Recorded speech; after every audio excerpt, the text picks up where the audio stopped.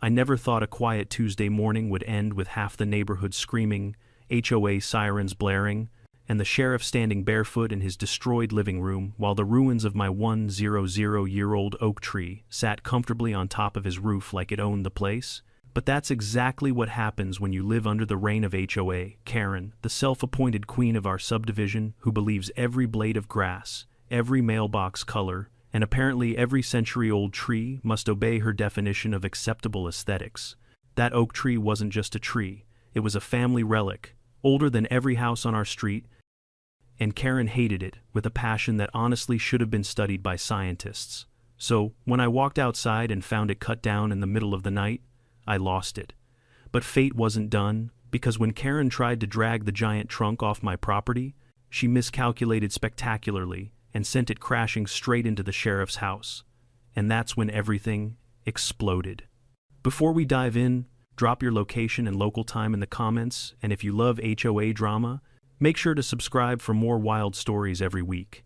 If you've never dealt with an HOA election, let me save you the trouble.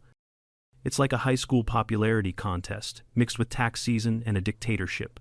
But with worse outfits, ours used to be pretty harmless. Old Mr. Thompson was the previous president, and his biggest enforcement action was sending out a friendly reminder email when someone left their trash can out for 2 days. Then he moved to Florida, and the board announced elections for a new president. That's when Karen smelled power. She'd only lived in the neighborhood for a year, but you'd think she built the place with her bare hands the way she talked about my subdivision. She went door to door with glossy flyers, promising order, beauty, and raising property values. Translation: more rules, more control, and absolutely no fun. When she knocked on my door, she looked at me, then at my oak tree behind me like it was some wild animal I was irresponsibly harboring. "This place has potential," she said, forcing a smile. "Once we clean it up and unify the aesthetic." "Clean it up?" I asked, leaning on the doorframe. "You mean the trash cans, or my face, or the giant tree behind me?" Her eyes flicked up at the massive branches, shading half the street. That tree had been there long before any HOA, long before most of us were born. "That tree is very dominant," she said carefully.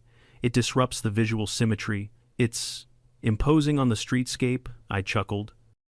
"It's an oak tree, not a supervillain." She didn't laugh. That was my first warning sign. A week later, she won the election in a landslide. Most people voted for her because they thought, how bad can it be? Spoiler, pretty bad. The first thing she did as president was send out a 32-page updated community standards packet. 32 pages about lawn height, acceptable curtain colors, approved mailbox models, and a full-page section on visual obstructions. My oak tree fit that category a little too perfectly. I read that line 3 times. Any tree, shrub, or structural element that obstructs uniform sightlines, HOA signage, or the cohesive aesthetic of the community may be subject to mandatory removal at the discretion of the HOA board. At the bottom, handwritten in pink ink, was a note addressed specifically to me. "We'll need to discuss your oak tree, Karen. You know that feeling when your stomach drops but your brain goes, nah, it'll be fine." Yeah, that's where I was. A few days later, I got the first official violation notice taped neatly to my front door. "Your oak tree drops excessive leaf litter onto the sidewalk, poses a potential hazard to HOA signage visibility, and casts disproportionate shade onto neighboring properties. Please submit a removal plan within 14 days, or fines will be applied." I stared at the paper, then at the tree, then at my dog Buddy, who was happily chewing a stick under its branches. "A hazard to signage," I muttered. "What's next?" "The clouds block HOA-approved sunlight." I decided to do something Karen clearly hadn't anticipated. I read the actual law. Turns out that oak tree wasn't just old, it was legally protected. County records listed it as a heritage tree over 100 years old. Removal required special permits, environmental review, and a very good reason involving genuine safety. Not, "It hurts my eyes when I drive past." I printed out everything: codes, regulations, photos from the county archive, and showed up at the next HOA meeting. The room was full of folding chairs, stale coffee, and neighbors trying to look interested. Karen sat at the front behind a little plastic nameplate that read, "Ho President." She'd definitely bought that herself. "Next item," she announced, flipping her agenda. property at 142 Oak Hollow Lane, tree removal non-compliance. That's me, I said, standing up. And that's my tree. Karen clasped her hands together. Sir, your tree violates the updated visual harmony guidelines and obstructs the HOA welcome sign. You were given 14 days to comply. With respect, I said, holding up my folder. This tree is listed as a protected heritage oak. I've confirmed with the county. It cannot be removed without a permit, and no one's getting a permit because it's healthy, stable, and not causing any structural danger. She blinked. The HOA has authority over landscaping decisions. Over landscaping? Yes, I replied. Not over county law, and certainly not over a 100-year-old heritage tree. Legally, it stays. A couple of neighbors shifted in their seats, clearly enjoying the show. Karen's smile thinned. You're choosing to be difficult. I'm choosing to follow the law, I said, and keep a piece of history on my property. Her mask cracked for just a second. I saw the flash of anger in her eyes before she smoothed it over. The board will review this further, she said sharply. Meeting adjourned. Of course, review this further meant plot ways to get rid of it anyway.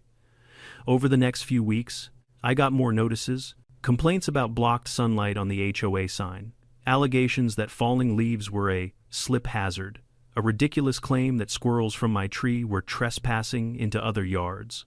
One Saturday, I caught Karen standing on the sidewalk, hands on hips, glaring up at the tree like it had personally insulted her. You know, she called out when she saw me, this tree is costing you a lot of goodwill. Goodwill? From who? I asked. You, from the community, she said. People talk. They want a tidy, unified look. Your tree is stubborn, perfect. I smiled. It matches me. She huffed. This isn't a joke. That tree is going to come down one way or another. Not legally, I replied, and definitely not on your say-so. Looking back, that was the moment the line was drawn. She wasn't just annoyed anymore. She was obsessed. A couple of neighbors quietly warned me later. She keeps bringing up your tree in every meeting, one said. Like, every meeting, drainage issue, somehow your tree, mailbox height, somehow your tree again. Another whispered. She said something about taking matters into her own hands if the board doesn't act. I installed extra lighting near the tree and made sure my security cameras were pointed at the front yard. Legally, I was covered. Morally, I was fine. But I'd lived under HOA long enough to know when someone power-hungry decides you're the problem, you're not just living in a neighborhood, you're living on a battlefield. I made one more call. Just in case things got crazier, I contacted the sheriff's office. The sheriff was a practical guy, mid-50 seconds, tired eyes, but sharp. He came by one afternoon, stood under the oak with me, and nodded slowly. Beautiful tree, he said. We don't get many of these left. That's what I've been saying, I replied. HOA wants it gone, he snorted. HOA doesn't outrank county law. That's what I told them. Didn't help. He took a few photos, jotted down a note. If anyone tries anything illegal, give us a call. This is technically protected. Cutting it down without a permit, that's a problem. I didn't know then how important that visit would become. Because while I was gathering laws and logic, Karen was gathering something else entirely, contractors, the kind who don't ask questions if you pay cash and tell them. The owner already approved it. I went to bed one night under the familiar rustle of the oak leaves, the branches swaying gently over my roof like they had my whole life. By the time the sun came up, that sound was gone, and so was the tree. I woke up the next morning feeling wrong, like the air was too still, too open. My bedroom was usually dark at sunrise because the oak's massive branches filtered the morning light, turning everything a soft gold. But that morning, sunlight blasted straight through my blinds like a spotlight at a crime scene. My first thought was, did someone trim a branch? My second thought was, no, she wouldn't. I threw on a shirt, rushed outside barefoot, and froze. My oak tree, my century-old, county-protected, family history carrying oak tree, was nothing but a stump. A raw, jagged, brutally cut stump, still wet with sap that glistened in the morning light like a wound. Sawdust littered the lawn, thick enough to leave footprints in. Deep, fresh tracks from a truck or trailer cut across my yard. Branches lay in piles like corpses. My heart slammed in my chest. No, no, no, no. I knelt and touched the stump. The wood was cold, recently cut, maybe only hours old. That's when I noticed something else. My security camera, the one pointed at the oak, was turned completely sideways, facing the sky, not torn down, not smashed, just rotated upward as if someone deliberately avoided being filmed. I felt a burn in my throat, rage mixed with disbelief. Then I heard her, "Well?" Karen's voice chirped behind me. "Doesn't that look better?" I turned. She stood on the sidewalk, arms crossed, wearing her usual pink blazer that somehow made her look even more antagonistic in the daylight. "You did this," I said, barely recognizing my own voice. "I authorized it," she corrected smugly. "The board agreed the tree violated multiple HOA guidelines. Consider this an improvement to the community aesthetic. You don't have the authority to remove a protected tree," I shouted. "This is illegal." She waved her hand dismissively. "Please. That protected nonsense only applies if the tree is structurally sound, and I have reports that it was leaning dangerously. Don't worry, you'll thank me when your property value increases." I stepped closer. "You forged a danger report, didn't you?" "Proof?" she asked sweetly. "I swear, if Buddy the dog hadn't trotted out just then, barking at the stump in confusion, I might have forgotten the concept of self-control entirely." I pulled out my phone.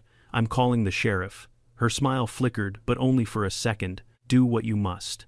"But the job is already done." She walked away, humming. Actually humming. I dialed the sheriff with shaking fingers. He picked up quickly. "Morning. What's going on?" "She cut it down," I said. "The oak. It's gone." There was a long pause. "I'll be there in 10 minutes." And he meant it. His SUV rolled up fast, crunching over leftover bark on the street. When he stepped out and saw the stump, he froze. "Good Lord," he muttered. He took off his hat, scratched his head. "That tree was perfectly healthy." "I know. And nobody pulled a permit. I checked just last week." "I know." He knelt down, examined the cut, the sawdust, the tire marks. "This was done maybe 2-3 hours ago." He followed the trail with his eyes down the street. "They dragged the trunk away." "She hired contractors," I said. "Probably paid cash." He stood up and looked at me seriously. "This isn't a civil issue anymore. This is destruction of protected property. And if she touched that security camera, she did." He nodded once. "Okay, I'll open a case. We'll find who did this." For a moment, I felt relief, like justice was finally stepping into the ring. But justice must have hit snooze that morning, because just as the sheriff and I were discussing next steps, we heard the grinding sound of a truck engine, struggling under a heavy load. The noise grew louder as it approached from around the corner. A flatbed truck rolled into view. On the back of it, chained at 3 points, was the entire trunk of my oak tree, massive, heavy, and way too big for that truck. Behind it, walking proudly like she was leading a parade, was Karen. "Oh, perfect timing," she called out. "We're relocating it to a disposal site. It's all under control." The sheriff glared at her. "Karen, stop that truck right now." She blinked innocently. "Oh, is there an issue? You illegally removed a protected tree. You tampered with security equipment, you trespassed, and you forged safety reports." Her face twitched. "That's absurd. I have full authority as HOA president. You don't outrank county law," the sheriff snapped. She turned toward the nervous-looking truck driver and waved her arm impatiently. "Go on, move it." The driver hesitated. "Ma'am, it's not balanced. If we hit a slope, just go," she shrieked. He swallowed hard, shifted the truck into gear, and drove slowly forward. My house sits on a gentle incline, barely noticeable to the eye, but enough to matter when you're hauling something as heavy as a century-old oak trunk.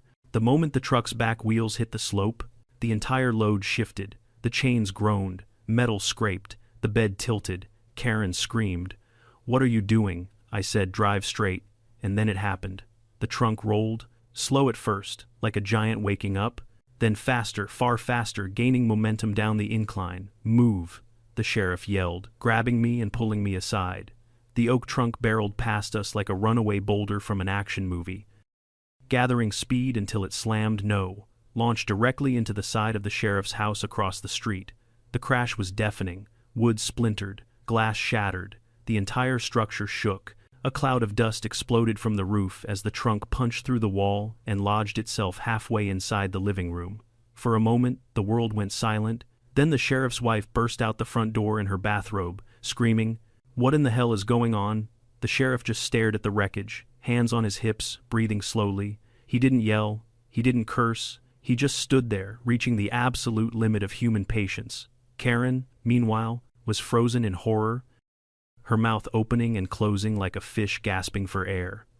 It was the slope, she stammered. The driver he mishandled.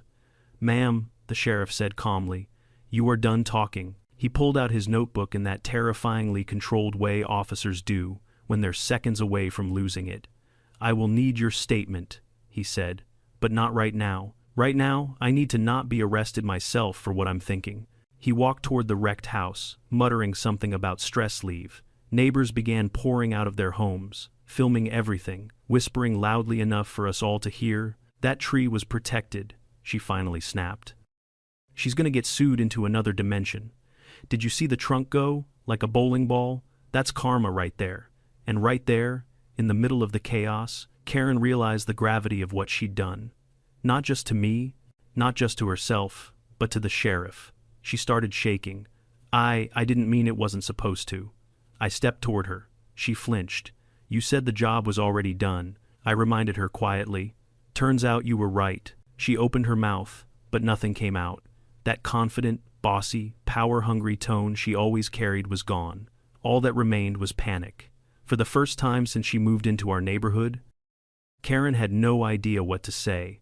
And as the sheriff walked back toward us with a look that promised legal thunderstorms, I realized something. This was only the beginning. If you've ever witnessed someone try to talk their way out of a disaster they single-handedly created, you'll understand what happened next. Karen stood there, trembling, mascara slightly smudged, hands shaking like she'd just been caught robbing a bank, which, honestly, wasn't far off from what she'd done. The sheriff closed his notebook and took one long, slow breath. The kind people take when they're deciding between screaming, crying, or quitting their job altogether. Karen, he said, voice dangerously calm. Do you have any idea what you've done? She swallowed, hard. It was meant to be a community improvement project. The sheriff blinked at her. A community improvement project. Yes, she said, clinging to the phrase like a life raft. The tree was interfering with neighborhood cohesion. I acted in the best interest of the HOA. He held up a hand, shutting her down instantly. That was a protected heritage oak.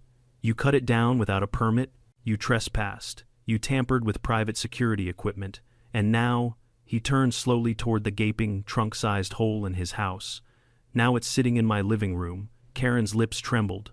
The driver misjudged the incline. The sheriff whipped around, pointing at the flatbed driver. You stay right there. The poor guy raised both hands. Sir, I told her the load wasn't secure. She said she'd handle the paperwork and that's enough, the sheriff snapped. The driver shut up immediately. At this point, half the neighborhood had formed a semicircle around the scene. Moms in robes, dads with coffee mugs, kids filming on their phones, retirees leaning on their walkers like they were watching the best entertainment they'd seen in years.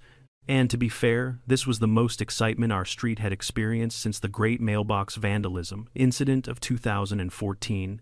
Neighbor Hashone whispered loudly.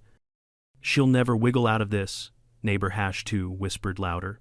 HOA insurance is gonna laugh her straight into bankruptcy, neighbor Hash 3 added. I hope she kept the receipt for that pink blazer. I would have laughed if I weren't still staring at the stump in my yard, the painful, ugly reminder that my tree was gone forever.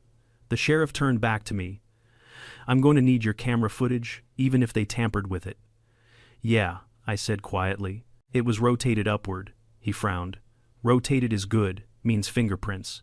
Then he glared directly at Karen.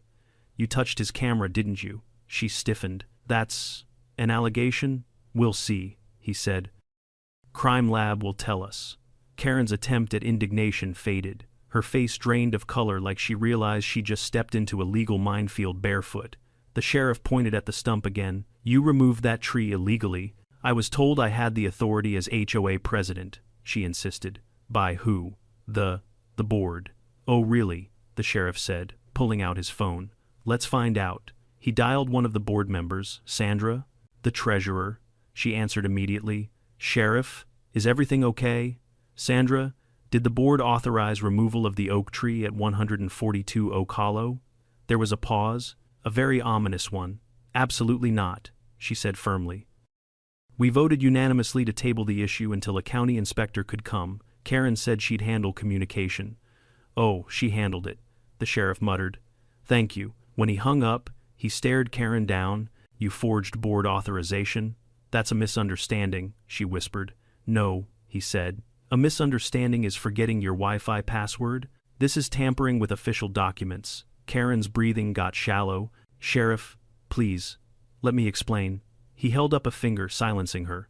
And here's where everything got worse for her. One of the other neighbors stepped forward. Mr. Jensen, who lives across the street. I have something, he said, raising his phone. My doorbell camera caught the workers arriving at 3 a.m. Karen blanched. You have no right to record. It's my front door, he snapped. And you walked right past it, instructing the crew. He pressed play. There she was, in the darkness, whisper yelling. Faster. I want that thing gone before sunrise. Ignore the paperwork, I run this subdivision. The crowd gasped. Someone whispered, she really said that.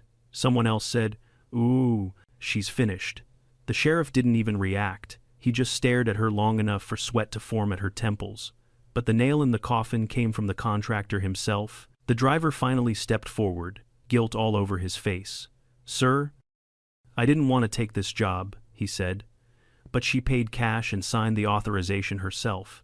Said she was the homeowner and had full rights over the tree. I blinked. She claimed she lived here. He nodded. She told us the owner was out of town and left her in charge. The entire neighborhood erupted. Karen threw her hands up. They're lying. This is a conspiracy. The sheriff's voice cut through the noise. Karen, you impersonated a homeowner. I delegated authority, HOA, bylaw. 73B, states. Bylaw, 73B, he repeated flatly. The one about Christmas lights duration. She froze. He smirked. You don't even know your own bylaws. Karen tried again. This is all blown out of proportion. It was just a tree. Just a tree, I said, stepping forward. That tree was 100 years old. My grandfather planted it with his own hands. Karen looked between me and the stump and the wreckage of the sheriff's house, desperation starting to warp her voice. It was obstructing community harmony, she protested weakly. Ma'am, the sheriff said, the only thing obstructing community harmony is you. He finally pulled out his citation book.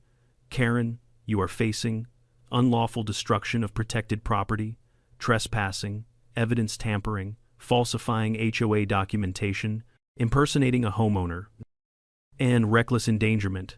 And that's just the short list. She swayed slightly, like her legs were giving out. Sheriff, please, can we talk privately? No, he said curtly, we cannot. But the unraveling wasn't over. Sandra, the treasurer, arrived, speed-walking from her car with fury in her eyes. She marched straight up to the sheriff. She emptied the HOA emergency maintenance fund, Sandra said breathlessly. $8,000? Gone. She used it to pay those contractors. Karen gasped. It was a community emergency. To who? Sandra yelled. No one voted on this. You falsified signatures. Another neighbor chimed in. She threatened to fine me for having a blue wind chime. She tried to ban my garden gnomes. She said my shed was aggressively beige. She told me my dog barked in a non-HOA compliant tone. The sheriff now looked like a man who'd discovered the final circle of HOA hell. He held out his hand to Karen. Your HOA president badge? What? She whispered. You're removed from office, effective immediately. She clutched her chest. You can't fire me. I didn't, he said calmly. Your neighbors did. As he pointed around, every resident present nodded in agreement. Some even crossed their arms. One lifted his coffee mug in a sarcastic salute. Karen spun, pleading to the crowd. You're all turning against me. After everything I've done for this neighborhood. What have you done besides terrorize us? Someone muttered. The sheriff closed his notebook. Karen, until further notice, you are not allowed to make any decisions, filings, or actions on behalf of the HOA. She shook her head wildly. This isn't over. I'll sue all of you. I'll sue the HOA. I'll sue. You can add that to the long list of bad ideas you've had today, the sheriff said. He turned to me. We're opening a full investigation. This is going to get her into serious legal trouble. I looked again at the stump. Then, at the broken house across the street, my beautiful oak tree's final resting place. Karen had tried to destroy something sacred to me. Instead, she destroyed herself. But the investigation had only just begun. I didn't want to spend my afternoon watching the neighborhood collapse into some kind of HOA-themed courtroom drama, but that's exactly what it was turning into. The sheriff had barely finished listing Karen's potential charges when two more neighbors came hustling down the street, one holding a laptop, the other waving a folder stuffed with papers like he'd been waiting years for this moment. "I have the financial reports," the man with the folder announced triumphantly. "And I have the meeting recordings," the woman with the laptop added. Karen's face drained even further if that was humanly possible. She staggered back a step. What reports? What recordings?" The man flipped through the stack, his fingers trembling from equal parts adrenaline and excitement. "The HOA financial records for the last 6 months. You said they were all clean. Except here's the fun part. Half the receipts are handwritten, no vendor names, no signatures, just random charges marked as aesthetic improvements." The sheriff raised an eyebrow. "Is that so?" The woman with the laptop popped it open. "And you're going to love this. Remember those board meetings you said you conducted in closed session?" She clicked play. "Turns out you forgot to turn off your own Zoom recording feature." On the screen appeared Karen, alone in a room decorated with her trademark pink aesthetic. She sat at a table with 3 empty chairs. "Meeting of the HOA board is now in session," Video Karen declared dramatically. "All present." She paused, then answered herself, "Yes, President Karen." Someone in the crowd snorted. Another whispered, "She held meetings with invisible people." Karen lunged toward the laptop, but the woman snapped it shut and held it away. "Nope, this is evidence now." The sheriff let out a sigh so deep I thought he might pass out. "Karen, please tell me you did not fabricate board meetings." I was simulating discussions, preparing minutes in advance. "Simulating isn't how governance works," he said. "That's what's the legal term again? Oh, right, fraud." Karen looked around like she expected someone, anyone, to defend her. But every face she met stared back with some flavor of disgust, shock, or quiet satisfaction. Then came the contractor's assistant, the young guy with grease stains on his jeans. He had his phone in hand. "Sir, I recorded our call," he said to the sheriff. "She said she was the homeowner, said she was renovating the yard, told us to come between 2 and 4 a.m., so the neighbors wouldn't interfere." He pressed play. Karen's voice filled the air. "Do not come during daylight. I don't want the neighbors sticking their noses into my improvements. The owner authorized this long ago, they just forgot to file paperwork." The sheriff slowly turned toward Karen. "You lied about being the homeowner. It was a misunderstanding," she whimpered. "It was a felony," he corrected. She swayed again, clutching her forehead like she might faint. Honestly, at that point it might have been her best strategy. But the hits kept coming. The HOA treasurer Sandra opened her purse and pulled out a folder. "And here's the forged signatures," she said. "Karen, these don't even look like our names. One of them is literally just the word board, written in cursive." The sheriff held up the paper. "You signed as John Boardman." "There is no John Boardman," Karen whispered. It sounded official at the time. Someone in the crowd called out, "Did you also elect Mr. Boardman during one of your imaginary meetings?" The entire neighborhood burst into laughter. Except Karen, she looked like a castle made of pink jello, melting in the sun. But even after everything, the forged meetings, the fabricated documents, the unauthorized spending, what really pushed the investigation over the edge were the phone records. You see, a quiet neighbor named Lisa had been collecting data for years. She stepped forward now, holding a printed call log. "These are all the calls Karen made to contractors over the last month. She contacted 7 companies, asking for immediate overnight removal of a dangerous tree. When 6 refused, she doubled the offer to the 7th. The sheriff scanned the papers, paid in cash." Lisa nodded. "The driver already confirmed it. And there's video of Karen handing over an envelope at 2:43 a.m. Karen's shoulders collapsed. She no longer looked angry or confident or self-righteous, just small and terrified. "I was trying to do something good for the community," she whispered. "Everyone always complains. I just wanted everything to be perfect." "At the cost of breaking the law?" I asked. She didn't answer. The sheriff stood there, shaking his head slowly. "All right, we're done here for now. I'll be filing an official report. This is major. I recommend you get a lawyer." Karen stiffened. A lawyer, sheriff, please, this is all being blown out of proportion. You destroyed protected property, he said. You falsified documents, and you caused severe damage to my home. You can't put that on me. She cried. That was the truck driver. The sheriff leveled her with a glare that could have cracked concrete. You authorized the move, you ignored his warnings, you insisted it be done quietly before sunrise. That makes you responsible? Her voice rose in panic. No, it was an accident. He lowered his voice. Accidents still have consequences. That line echoed across the street, but then something unexpected happened, something that changed the tone entirely. A neighbor stepped forward, a quiet older man named Ron, who'd lived there longer than anyone except me. I have something else, he said. Karen came to my house last week, asking me to complain about the tree. She offered to waive my HOA dues for 3 months if I filed a fake nuisance report. Karen gasped. That's a lie. Ron held up his phone. I recorded the conversation. Karen stumbled backward like she'd been struck. Why would you record that? Because you've been trouble since the day you moved in, Ron replied. And I had a feeling it would come to this. The sheriff rubbed his forehead. This is unbelievable. Every second I stand here, something worse comes out. I stepped closer, finally finding my voice after watching all this unfold. Sheriff, what happens next? He looked around at the chaos, the stump, the shattered house, the crowd, the trembling former HOA tyrant. Well, he said, first I file charges, then the county steps in, then the insurance companies, and then... He glanced at Karen, then her world gets very, very small. Karen burst into tears, not polite tears, but loud, hiccuping sobs that echoed off the houses. They're all lying, she shrieked. I was trying to help. I was trying to make the neighborhood better. No, the sheriff said firmly. You were trying to make it yours, the crowd murmured in agreement. I looked at the stump again. The loss hit me fresh, a punch in the gut.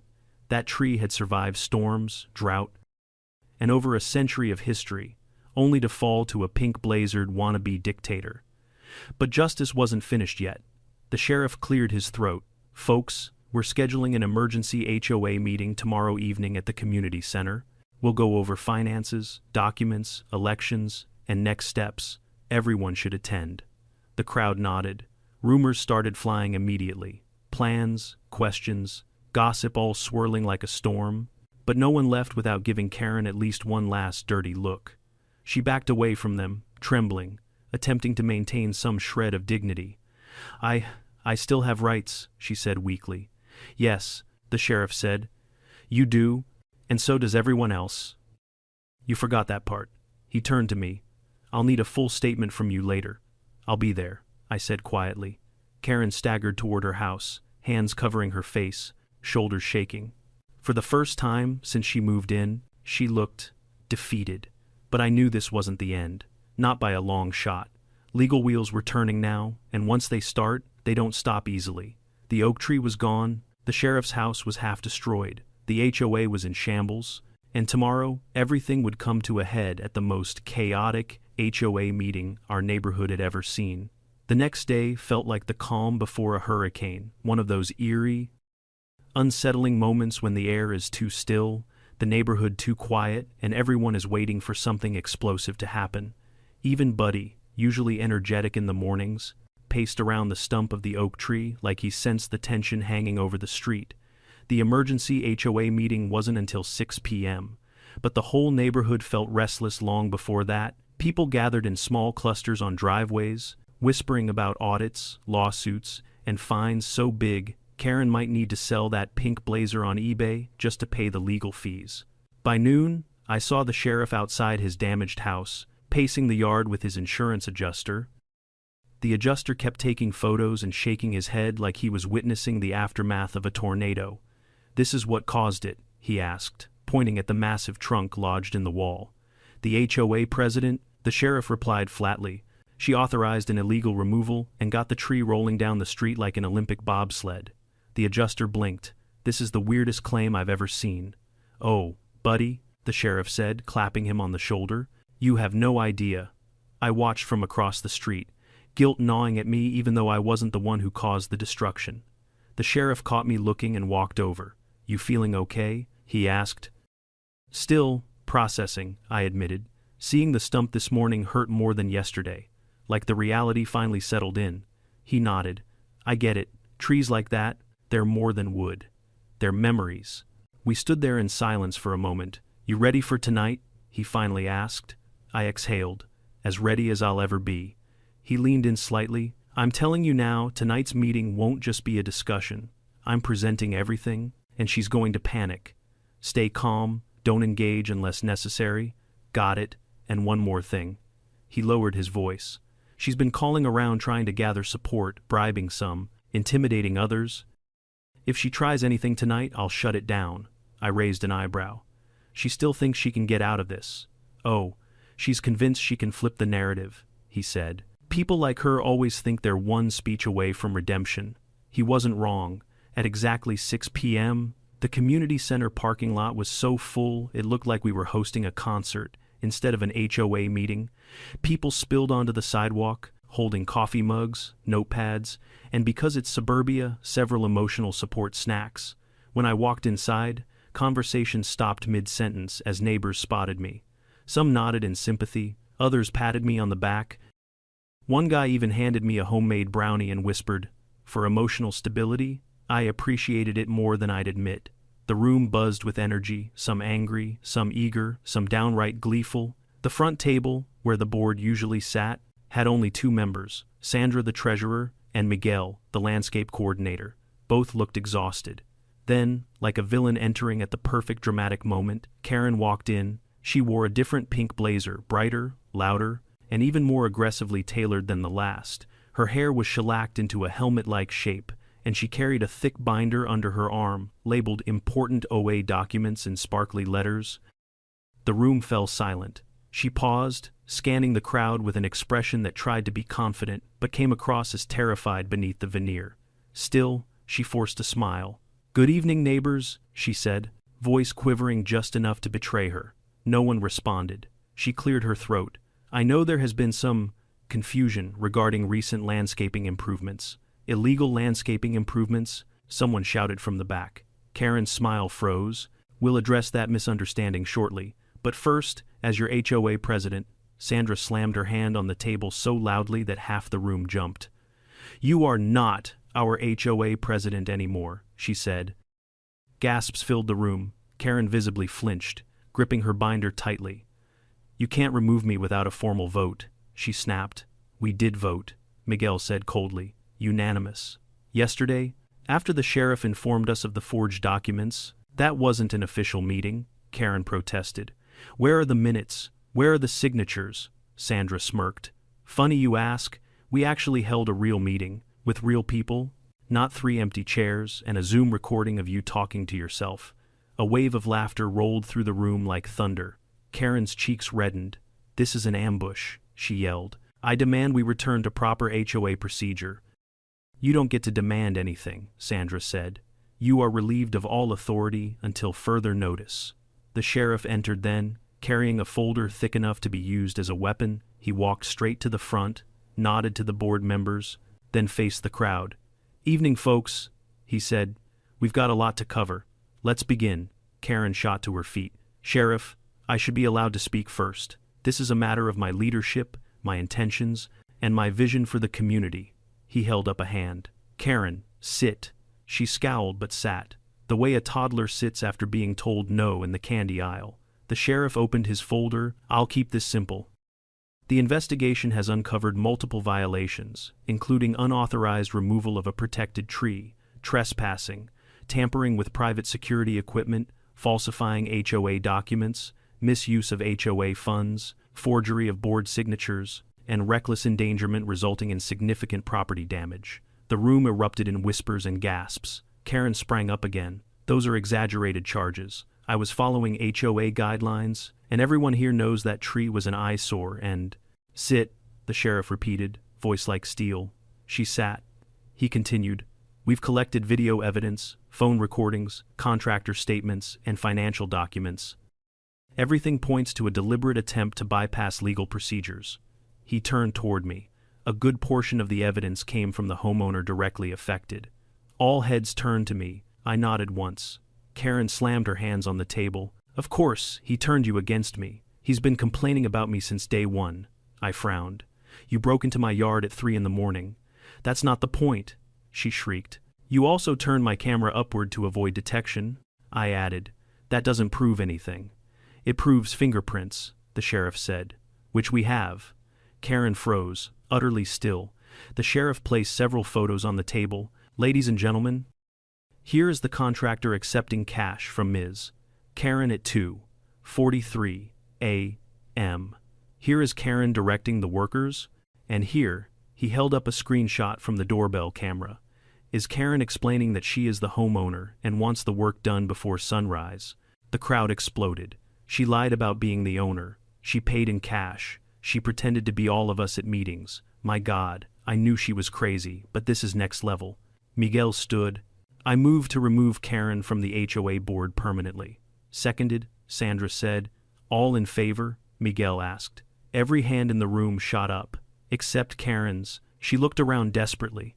You can't do this. You need my leadership. I brought order to this neighborhood. We don't want your order, someone called out. We want our sanity back, another added. Karen lifted her binder. I have documentation, records, proof that I acted within my rights. The sheriff held out his hand. Let me see those. No, she snapped, hugging the binder to her chest. These are private. Karen, he warned, you are obstructing an investigation. Her eyes darted around the room. You're all against me. Every one of you. Her voice cracked. You're just jealous because I care about this neighborhood. A neighbor near the front muttered loudly. If this is caring, I'd hate to see what dictatorship looks like.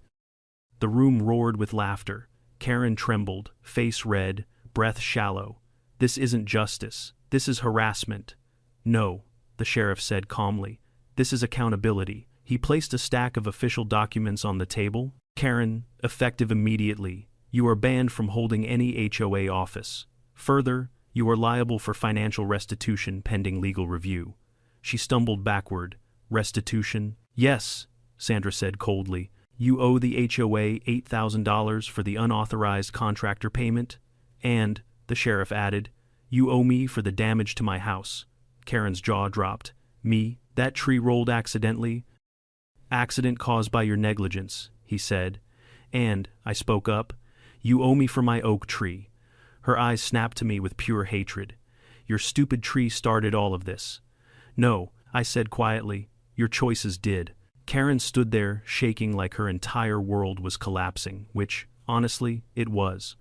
But even then, even with the entire neighborhood voting her out, even with evidence stacked against her like a pink-themed crime museum exhibit, she still tried one last desperate move. I'll sue everyone, she yelled. I'll get this whole neighborhood shut down. She never finished, because the sheriff simply closed his folder and said, Karen, you've done enough. Silence fell over the room, and in that silence, she realized the battle was over. Karen didn't leave the meeting gracefully. She didn't even leave quietly. Instead, she stood there in the center of the community center, chest heaving, face twisted, fingers clutching the edges of her sparkly binder like it contained the nuclear codes. For a moment, she looked like she might lunge at someone, me, the sheriff, Sandra, maybe even the projector screen, but then her shoulders dropped. Her gaze fell to the floor, and with a broken little sniff, she whispered, You'll regret this. All of you will. No one responded. She gathered her papers with trembling hands, shoved them into her binder, and marched toward the exit. People stepped aside, the way villagers might part for a cursed queen leaving her ruined castle. She pushed through the doors, nearly tripping over a doormat, and disappeared into the night. The door swung closed behind her with a soft thud that felt strangely symbolic, like the end of an era. A terrible, pink-blazered era. The room exhaled collectively. Sandra sagged into her chair. I need a drink, or 5. Miguel wiped his forehead. We survived, barely. The sheriff looked drained but resolute. We're not done yet. He turned to the crowd. Thank you all for coming. The county will handle the legal fallout. I'll file my full report tonight. And we're opening a formal audit on the HOA finances. The board will temporarily operate under volunteer oversight until we elect new officers. People nodded, murmured, exchanged relieved smiles. Someone clapped. Another followed. Suddenly the room erupted into applause, not the polite kind, but the real kind, the exhausted, grateful, relieved kind. I stood off to the side, arms crossed. I wanted to feel triumphant, but the stump of my oak tree kept flashing in my mind, raw and mutilated. No amount of justice could bring it back. After the meeting dismissed, neighbors gathered around me one by one. "Sorry about your tree," one said. "She never should have touched it," another added. "That oak was part of the street's charm," someone else murmured. I appreciated the sympathy, but each comment was another twist in the wound. I just thanked them quietly. The sheriff approached me as people filtered out. "You did good tonight," he said. "I didn't do much. You stood your ground. You didn't let her push you around. That matters." I shrugged. "Still doesn't bring the tree back." He stared at me for a long moment, then said, "Come by my place tomorrow. We need to talk about next steps. The county arborist will be involved. There's compensation for heritage tree destruction. Might help you replant." "Maybe, but some things can't be replaced." I nodded and headed home. The night air was cool, the streetlights casting soft yellow halos on the pavement. I walked past the sheriff's house, the gaping wound in the wall covered now with a tarp. What a surreal sight. Then past my yard, where the stump sat under a halo of fallen sawdust, like a gravestone. When I stepped inside, Buddy greeted me, tail wagging, unaware of the emotional hurricane I'd just come through. I knelt and hugged him, burying my face in his fur. He licked my cheek and nudged my chin like he knew something was off. "Yeah," I whispered. "I miss it too." That night, I barely slept. I kept hearing the echo of the chainsaws in my head, the thud of the trunk crashing into the sheriff's wall, the panicked shouts of neighbors. But the image that haunted me most wasn't any of that. It was Karen's face, when she realized she'd truly lost everything. There was something almost tragic about it, like watching a fire burn itself out until nothing remains but ashes. The next morning, I brewed coffee and stared out the window at the stump. The grass around it was disturbed, soil upheaved, patches of sawdust still clinging to blades of grass. Birds hopped around the edges, confused, like they were waiting for their old friend to return. Around 10 a.m., the sheriff stopped by. He looked better than yesterday, tired, sure, but calmer. "Got a minute?" he asked. "Yeah," I said. Stepping outside, we walked toward the stump together. He crouched down, touched the cut surface, ran his hand along the jagged edge. "This tree was a beauty," he murmured. "Dense rings, strong heartwood, must be about 100, maybe more." 103, I said. "My grandfather planted it in 1921. He nodded slowly. "We'll include that in the report. Judges, they care more when there's a story behind the damage." He stood and wiped his hands. "County Environmental Services will evaluate the site next week. They'll calculate fines, restitution, replacement value. With heritage trees, the minimum penalty is steep, and because it was done intentionally, at night, and without any permit, Karen's in deep." I finished. He exhaled. "As deep as it gets for something like this." I looked across the street at his house. Construction tape marked the edges. Workers already beginning repairs. He caught me staring. "Don't worry about my house," he said. "Insurance will cover the structural part, and legally, she's responsible for whatever they don't cover." I frowned. "Still feel bad it was my tree," he chuckled. "My roof needed replacing anyway. I was just procrastinating. Think of it as nature's aggressive reminder." I snorted. Nature had a little help. We walked back toward the street. The sheriff turned, hand on his hip. "We could use your voice at the next HOA election," he said. I blinked. "Come again. You kept your cool through all this. People trust you. You're reasonable. We need someone like that on the board to restore order." I shook my head. "I'm not the political type. This isn't politics," he said. "It's about making sure someone like Karen never gets control again." I paused, thought about it. About the neighborhood, the history, the tree. "I'll think about it." "Good," he said. "That's all I ask." The next few days rolled by in a strange mixture of relief, anger, and slow healing. Karen stayed out of sight, which was probably for the best. Rumor had it she'd hired a lawyer. Rumor also had it that the lawyer took one look at the evidence and immediately doubled his fee. One afternoon, I found a pink envelope taped to my door. For a moment, my stomach dropped old reflex. But it wasn't a violation notice. It was a handwritten letter. I tore it open. Inside was a short message. "You ruined my life, Karen. No apology, no accountability, just blame. I crumpled the letter and tossed it into the trash. Days later, more evidence surfaced: documents Karen had hidden in her garage, emails she sent to contractors, even threats she'd written to neighbors who didn't obey her aesthetic.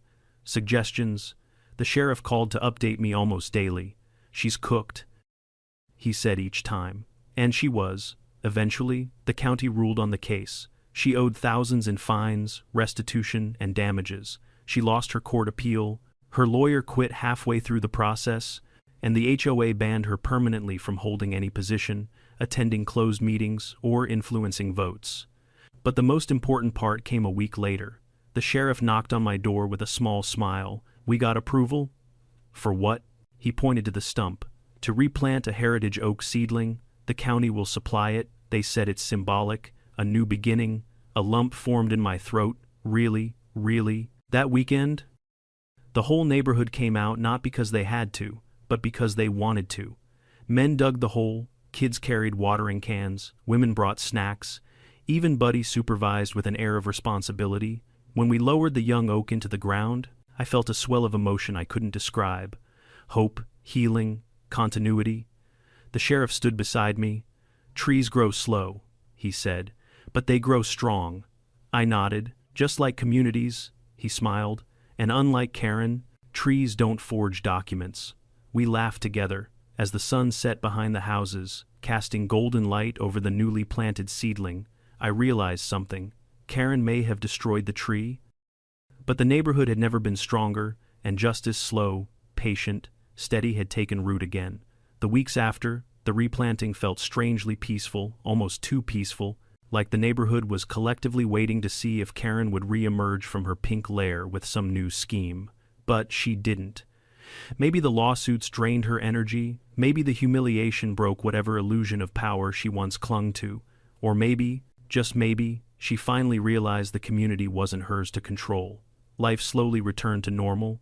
Kids rode their bikes again without Karen threatening to fine their parents for reckless driveway usage.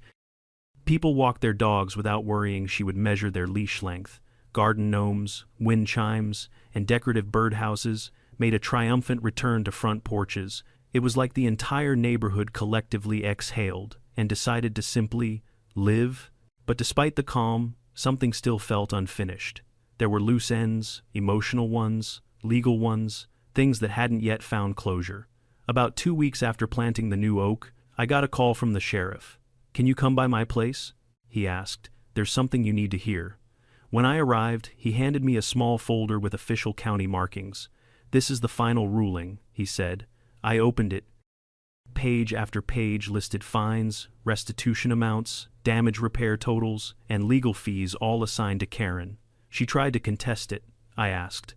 "Oh, every step," the sheriff said. "Appealed, protested, filed complaints, but the evidence was airtight." I skimmed the figures. "This is a lot." He crossed his arms. "Yep. Destruction of a protected tree alone carries a heavy penalty. Add falsifying documents, impersonating a homeowner, unauthorized use of HOA funds, and endangerment. She's lucky the judge didn't throw the book harder. What happens now? She pays, or the courts take action." I felt a strange mix of satisfaction and sadness. No matter how awful she had been, seeing someone's life collapse this completely, it wasn't easy to celebrate. The sheriff must have read my expression. "You're too decent for your own good," he said. "Don't feel guilty for someone else's choices." "I don't feel guilty," I said slowly, "just reflective." He nodded. "Come on, let's walk." We stepped outside. The repairs on his house were nearly done. New siding, new windows, a fresh coat of paint. It looked better than before the tree ever hit it. He chuckled at my expression. Insurance came through big time. I'm not saying I'm glad a 100-year-old tree rolled into my living room, but my wife sure likes the remodel. She didn't kill you for it. Almost. Then she saw the new kitchen layout. We both laughed. We ended up walking toward my yard. The young oak seedling stood proudly in its spot, its leaves fluttering gently in the breeze. "It's already grown a little," I said. "Trees have a way of reminding us life keeps going," he murmured, "even after chaos." As we talked, a few neighbors approached: Sandra, Miguel, and Ron. "We're holding a quick meeting," Sandra said, "choosing new HOA leadership." I grimaced. Sheriff already tried to recruit me, Miguel nudged me. He's right, you know, you'd be good at it, Ron chimed in. Besides, after everything, we need someone sane, I laughed. What's in it for me? Power, Sandra said dramatically. Absolutely not, I replied. Okay, Miguel said. How about just attending the meeting? No pressure. Fine, I'll come. The community center was far less chaotic this time. People chatted in groups, exchanging recipes and gardening tips instead of accusations and legal threats. The tension that once hung over the neighborhood like a storm cloud had disappeared. Sandra called the meeting to order. We're here to nominate new leadership president, treasurer, and secretary. We want transparency, fairness, and ideally, no dictatorships. Soft laughter rippled through the room. Miguel read off the list of suggested candidates. My name was on it. I raised a hand. I'm flattered, but I'm not interested in being HOA president. A few people booed jokingly. However, I continued, I'd be willing to serve as a board member, not leading, just helping, making sure things stay reasonable. Applause filled the room, not thunderous, but warm and supportive. Sandra smiled. Motion accepted. And just like that, I became part of the HOA board. I wasn't sure how to feel about it. Responsibility wasn't something I sought out, but I also knew this neighborhood mattered to me. If my voice could prevent another Karen from rising, it was worth it. Later that evening, when the meeting was over, I walked home under the streetlights. The air felt lighter somehow. For the first time since the chaos began, I felt like things were truly settling. But the story wasn't quite done yet. There was still one unexpected moment left. The very next morning, I found an envelope on my porch. Unlike the previous pink one, this was white and plain. No glitter, no dramatic handwriting. Inside was a check, not from Karen, from the county, compensation for the heritage oak, plus an additional restoration grant, enough to plant not just one tree, but several, enough to fix the landscaping, redo the yard, make something new out of something lost. I held the check, stunned. The sheriff walked by just then and raised an eyebrow. Good news. Very, I said. I didn't know they did restoration grants. They do in special circumstances. You qualified. For the first time since the oak fell, I felt real joy. Guess this neighborhood is going to be a little greener, I said. You're welcome, he said with a grin, tipping his hat. Days later, we planted 2 more young oaks smaller than the first seedling, but full of promise. The neighbors pitched in again. Kids decorated the area with painted rocks. Someone put a tiny sign, in memory of the old giant, welcome to the new generation. As we finished watering the last sapling, I felt something shift inside me, a blend of closure and renewal. The sheriff clapped a hand on my shoulder. You did good, you know. Didn't feel like it for a while. That's how life is, he said. Sometimes the worst things lead to the best rebuilds. I looked out over the yard, the fresh soil, the rising saplings, the neighbors smiling and laughing. Maybe he was right. And as the sun dipped behind the houses, casting long shadows across the street, I whispered quietly to the memory of the old oak, we're starting again. Life has a way of breaking things we thought would last forever. Trees, trust, routines, even communities. But when something falls, it also opens the space for something new to grow. My oak tree lived for more than a century, and losing it felt like losing a part of myself. Yet, that loss brought my neighborhood together in a way nothing else ever had. It exposed truth, restored balance, and reminded us all that justice isn't always loud. Sometimes it's patient, steady, and green as a new leaf. If there's one lesson I want you to take away, it's this. Stand up for what matters. Even when someone tries to cut it down, roots grow back, but only if you protect the soil. Tell me in the comments, what would you do if your neighbor tried to destroy something precious to you? And don't forget to subscribe for more wild HOA stories. There's always another Karen waiting around the corner.